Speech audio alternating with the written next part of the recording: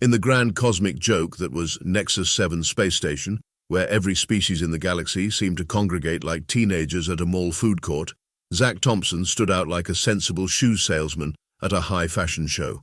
The station itself hung in space like a massive metallic donut someone had stuck too many needles into, its docking spines perpetually crowded with ships of all shapes and sizes. The station's central marketplace buzzed with the usual chaos, merchants hawking their wares in 17 different languages, 28 if you counted the various clicking dialects, holographic advertisements floating everywhere like particularly aggressive cosmic fireflies, and the ever-present aroma of what passed for coffee in this sector of space. Zack, contrary to every stereotype of a successful human trader, didn't wear the flashy suits or sport the latest neural implants. Instead, he shuffled through the crowded corridors in what could only be described as the spatial equivalent of a Hawaiian shirt, cargo shorts, and, to the horror of his more fashion-conscious competitors, actual flip-flops. His unruly brown hair looked like it had been styled by a particularly enthusiastic static field, and he had the perpetual expression of someone who'd just heard the universe's best joke, but wasn't quite sure if he got the punchline. What made Zack different wasn't his appearance, though that certainly helped, but his approach to trading. While other merchants relied on sophisticated AI algorithms and complex market analysis, Zack had built his reputation on what he called strategic incompetence.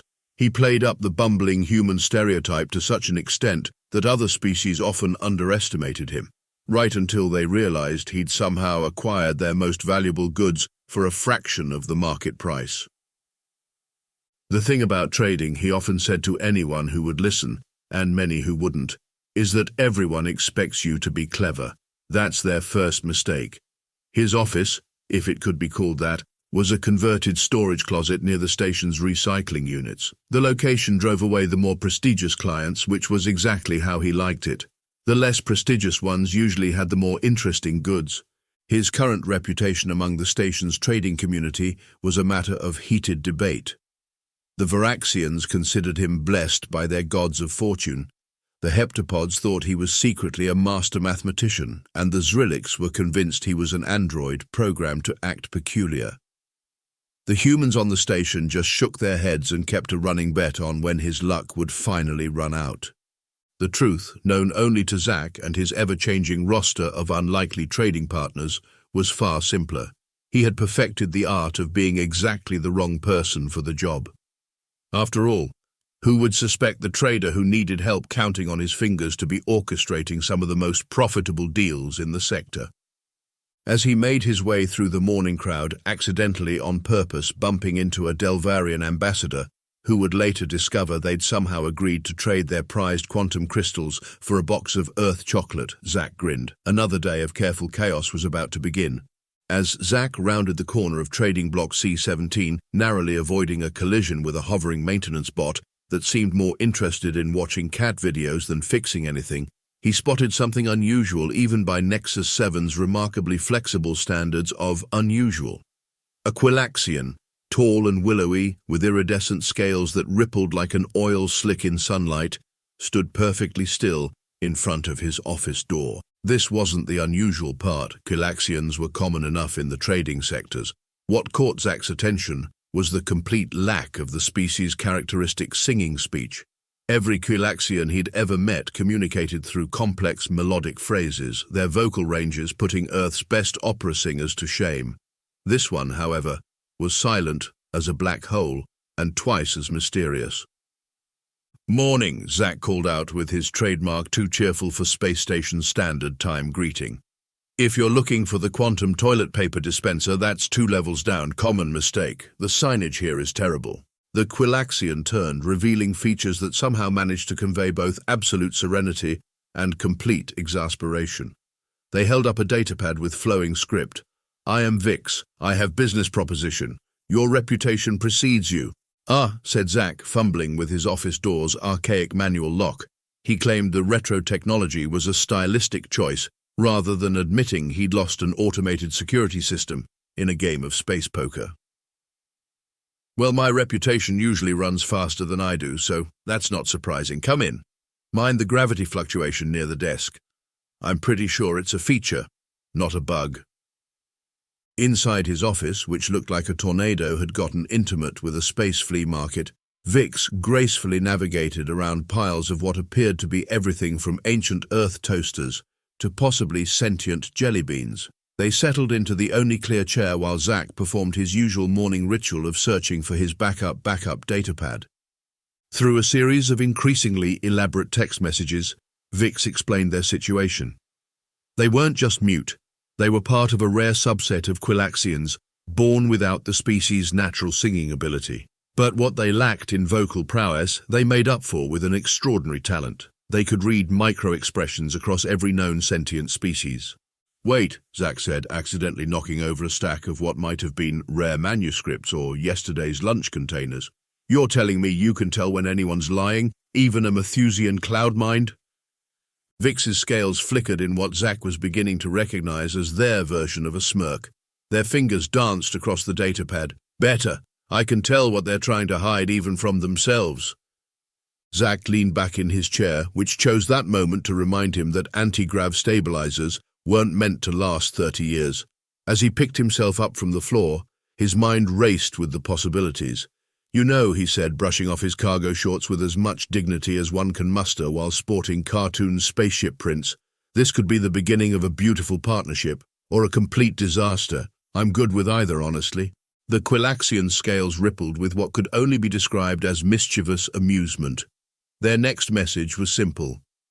"I know 7 secrets that could reshape galactic trade. Want to hear them?" "Only 7, Zack grinned, finally finding a semi-stable position in his treacherous chair. "Before lunch? You're being modest. But first, and this is crucial, what's your stance on terrible Earth jokes? Because I've got a repertoire that's considered a diplomatic incident waiting to happen in at least 3 sectors. Vix's response was to pull out a second datapad filled entirely with what appeared to be knock-knock jokes, translated into 17 different alien languages, complete with cultural context annotations.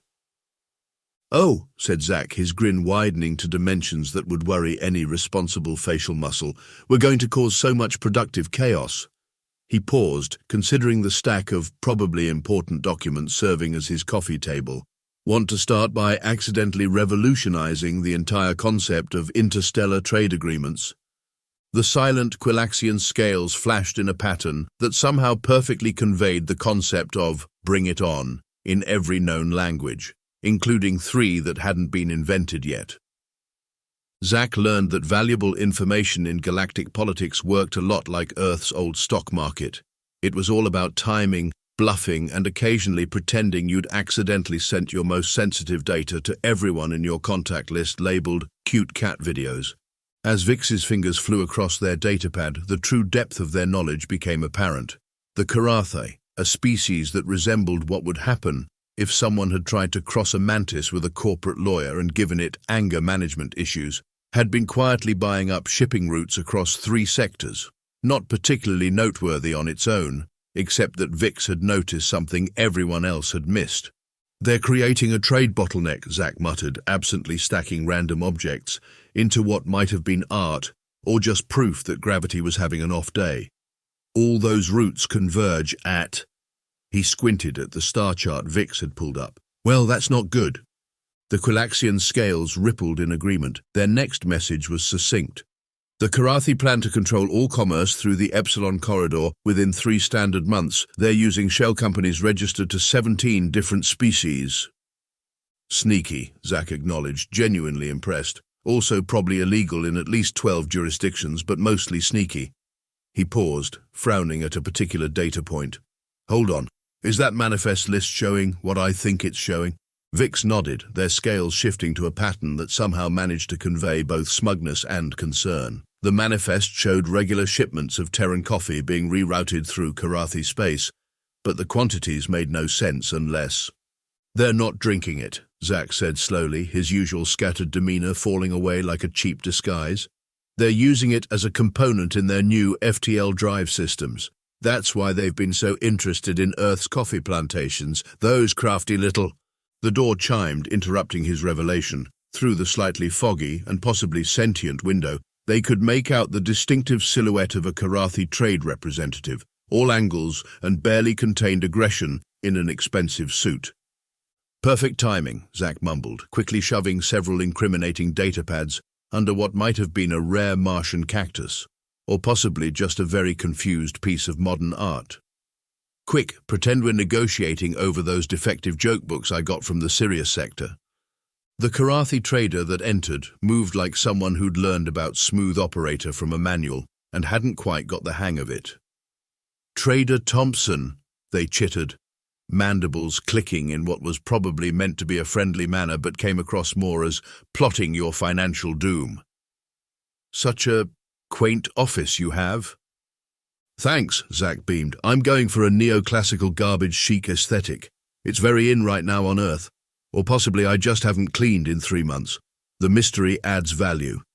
The Kerathi's compound eyes fixed on Vix, who was doing an excellent impression of someone extremely interested in a datapad, displaying nothing but badly translated knock-knock jokes. "I wasn't aware you dealt with their kind." "Oh, I deal with everyone," Zack said cheerfully. "It's part of my charm.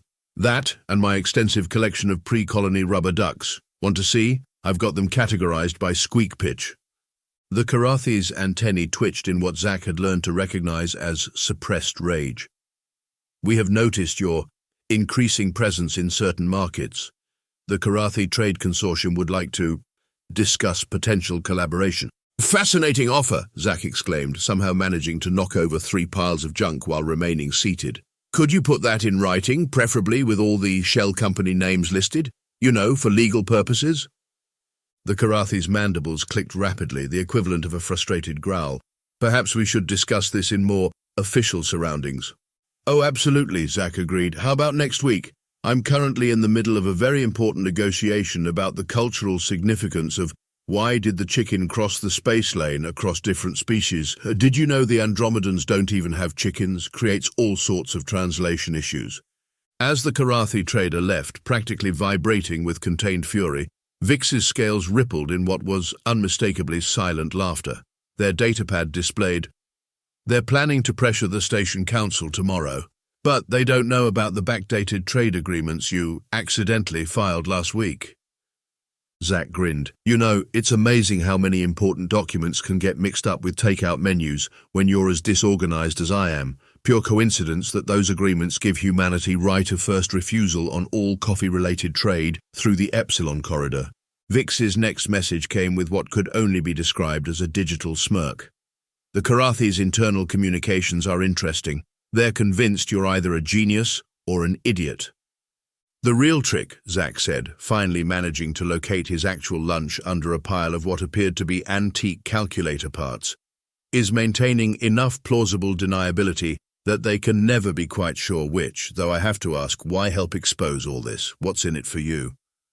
The Quilaxian scales shifted to a more serious pattern as they typed. "The Kerathi made assumptions about me because I couldn't sing. They shouldn't have." "Ah," Zack nodded sagely. "Good old-fashioned revenge then, but make it look like an accident and possibly save galactic commerce in the process." Vix's answering scale flash could only be described as diabolically gleeful. "Well then," Zack said, pulling out his most battered datapad, "let's make some terrible decisions that somehow work out perfectly. I've got a contact in the Pleiades who owes me a favor involving 3 cases of spam and a misplaced quantum harmonizer." Over the next few station cycles, Zack and Vix developed a communication system that would have made cryptographers weep, either from admiration or horror, depending on their appreciation for organized chaos.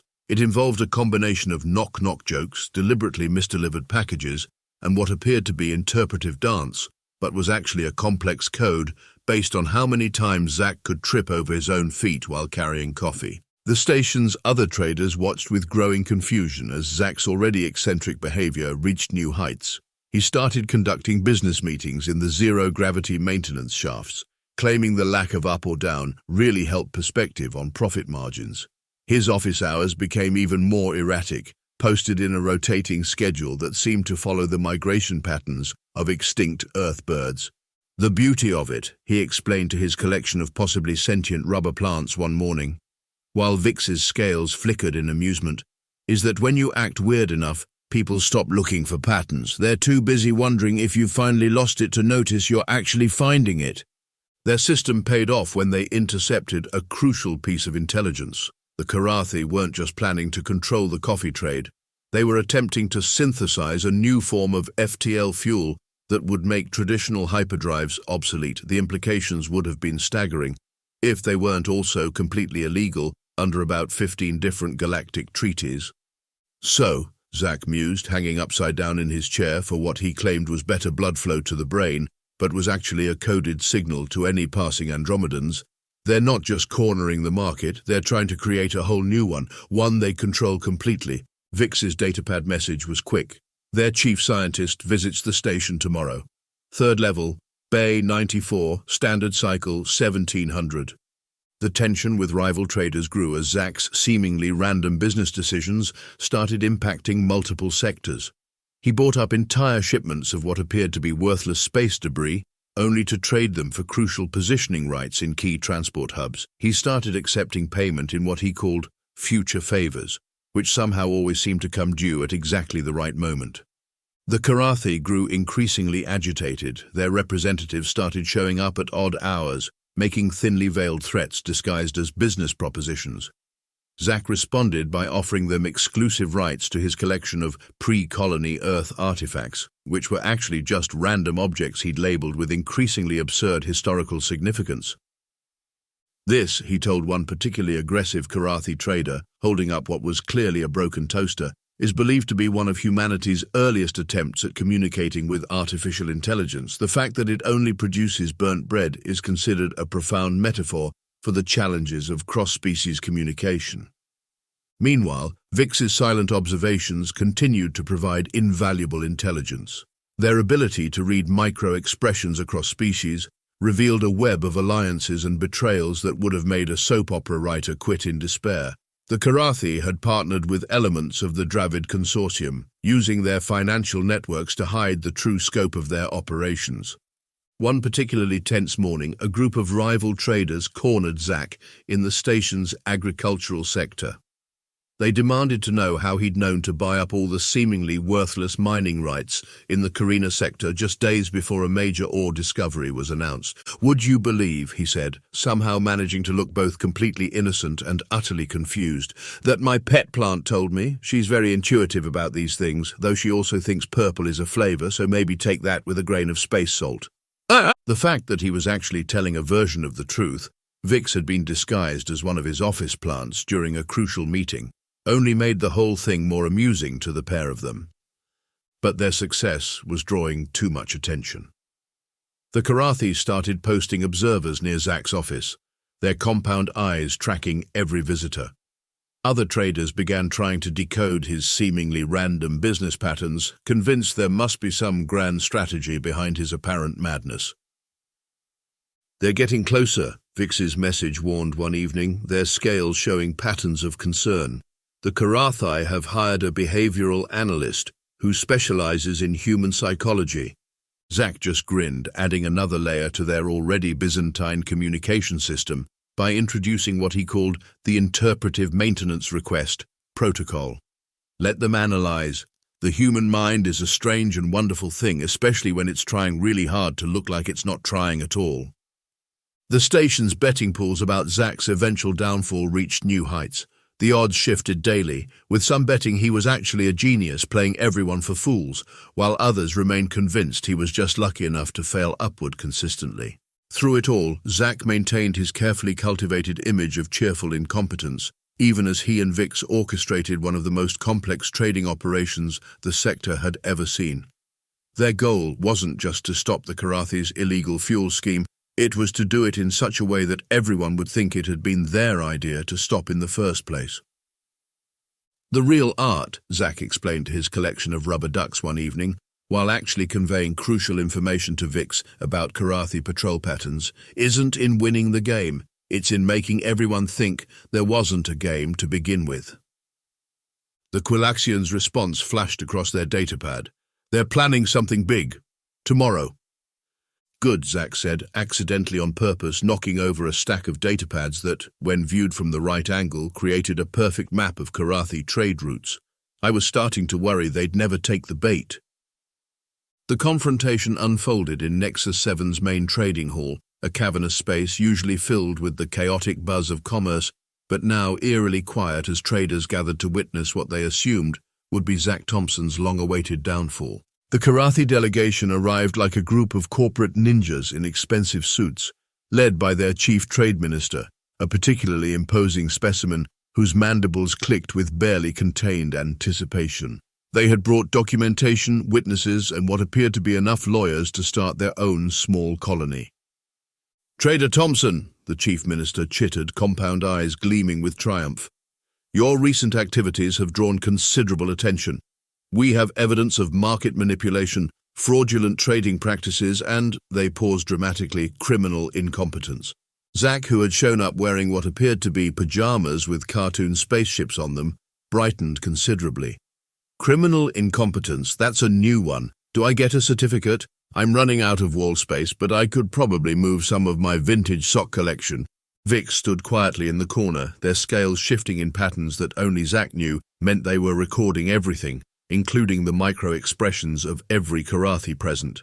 Their datapad occasionally flashed updates that looked like random shopping lists but were actually crucial intelligence about which Kerathi representatives were showing signs of nervousness.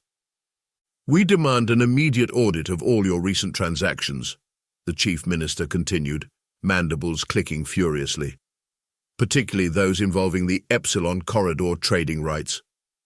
"Oh, those old things." Zack rummaged through his pockets, pulling out what appeared to be 3 rubber bands, a quantum probability calculator being used as a paperweight, and finally, a battered datapad.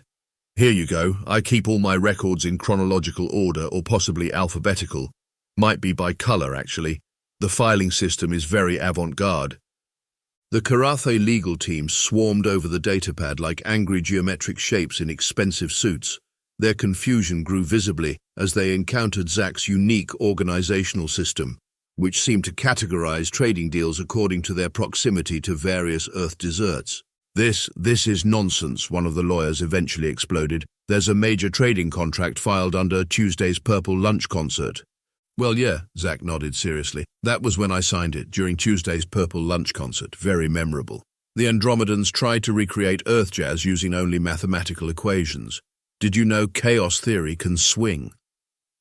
While the Kerathi were distracted by the apparent madness of his filing system, Vix's datapad flashed a crucial update. "Their chief scientist is accessing restricted files. Now." "Oh," Zack exclaimed suddenly, as if just remembering something. "That reminds me. I should probably mention the automatic backup system I accidentally created last week. You know how it is. You spill coffee on a quantum server and suddenly all your trading data is being broadcast to every regulatory body in the sector.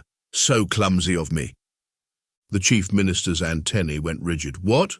"Yeah, it's sending everything right now, actually, including some very interesting data about synthetic FTL fuel research. Fascinating stuff, though I have to admit, most of it went over my head. I'm more of a rubber duck specialist, you know." The trading hall erupted into chaos as multiple datapads started pinging with incoming information.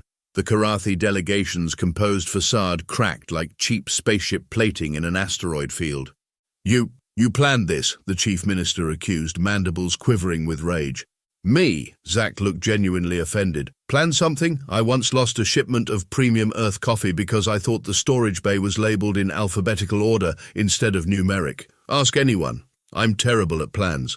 That was technically true. What he didn't mention was that the lost shipment had ended up exactly where it needed to be to expose a major smuggling operation.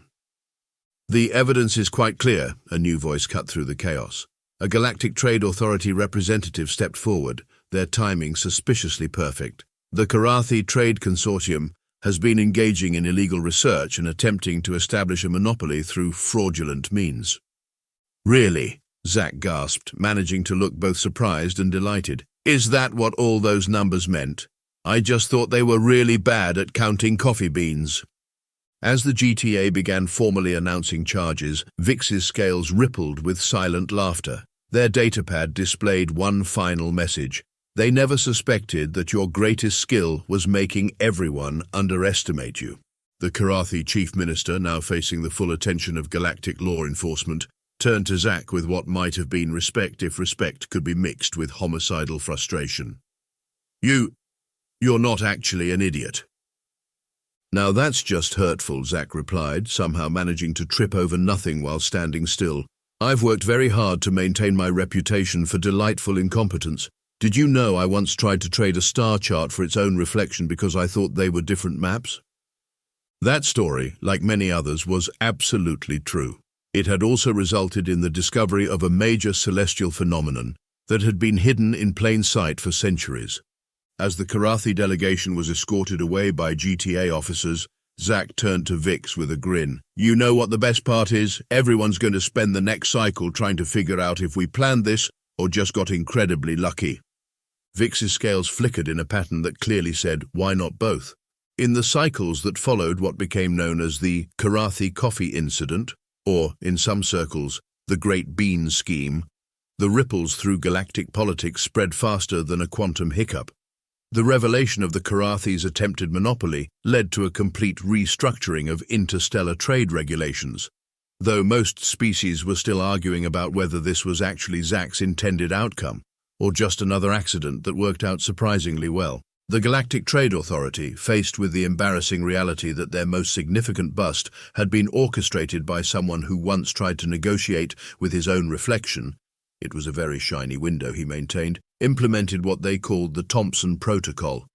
In essence, it stated that the appearance of incompetence was no longer a valid reason to dismiss suspicious trading activity. Several officials were heard muttering that it would have been simpler to just ban Hawaiian shirts in space. Vix became something of a legend among Quilaxians. Their ability to turn their perceived disability into an advantage sparked a cultural shift within their species. Silent Quilaxians, once viewed as unfortunate anomalies, were now being actively recruited by various trading houses for their observational skills. Though none quite matched Vix's talent for turning social awkwardness into an art form. You know what's really funny, Zack said one day while reorganizing his office to be slightly less chaotic. He got as far as labeling one drawer before getting distracted by a supposedly sentient paperclip. Everyone's so busy trying to figure out how we did it, they're missing the point of why we did it. Vix's scales rippled thoughtfully as they typed, because sometimes the best way to change things is to make people laugh while you're doing it. Exactly, Zack exclaimed, accidentally discovering 3 missing trade contracts in what he'd been using as a coffee coaster. Everyone expects revolutions to be serious. Nobody expects them to come packaged in bad jokes and deliberately misplaced decimal points. The partnership between a human who turned clumsiness into a strategy and a Quilaxian who spoke volumes in silence became a topic of academic study in several prestigious universities. There were at least 3 doctoral theses attempting to decode their communication system, all of which were hilariously wrong but somehow still got published. More importantly, their success sparked a wave of unusual partnerships across the station. Species that had traditionally avoided each other began to recognize that their differences could be strengths rather than obstacles. A Malthusian cloud mine started collaborating with an agoraphobic arachnid engineer, creating revolutionary new spacecraft designs. A colorblind Venusian artist and a tone-deaf Jovian musician established the galaxy's most popular multi-sensory entertainment venue. The Kerathi, much to everyone's surprise, emerged from the scandal with a newfound appreciation for subtlety and an extensive collection of Earth comedy holovids. Their new trade minister was frequently heard quoting ancient human sitcoms during negotiations.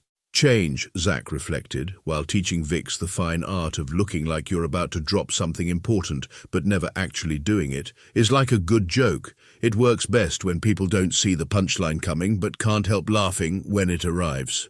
Vix's response flashed on their datapad. And sometimes the best translators aren't the ones who speak the most languages, but the ones who understand why people laugh. The station itself seemed different somehow. The chaos was still there. It wouldn't be Nexus 7 without at least 3 minor crises before breakfast, but it had evolved into something more harmonious.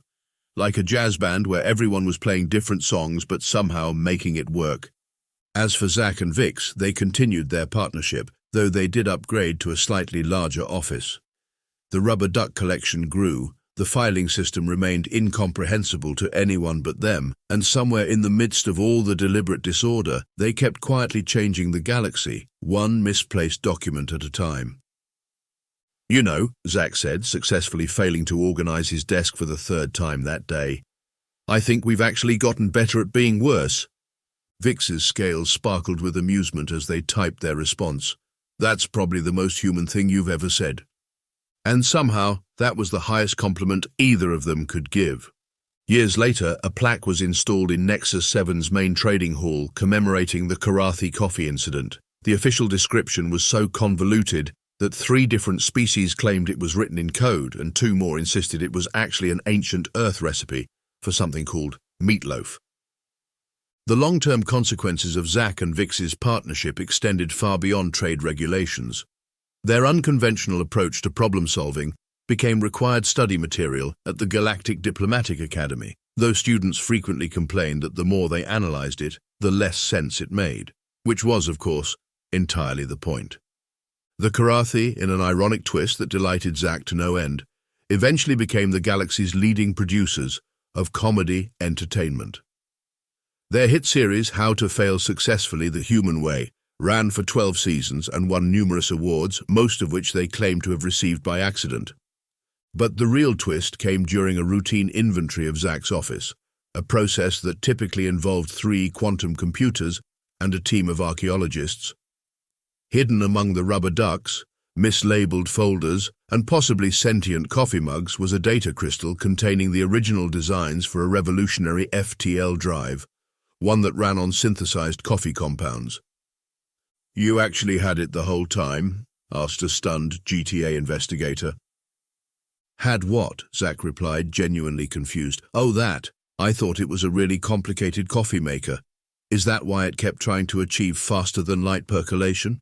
Vix's scales rippled with silent laughter as they typed. Sometimes the best place to hide something is in plain sight, labeled as something else entirely.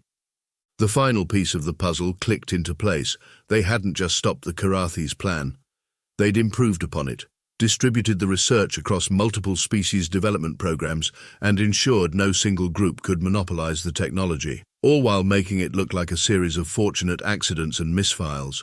On the day the new drive system was officially announced, Zack celebrated by accidentally setting a new record for most innovation patents filed under miscellaneous beverage-related incidents.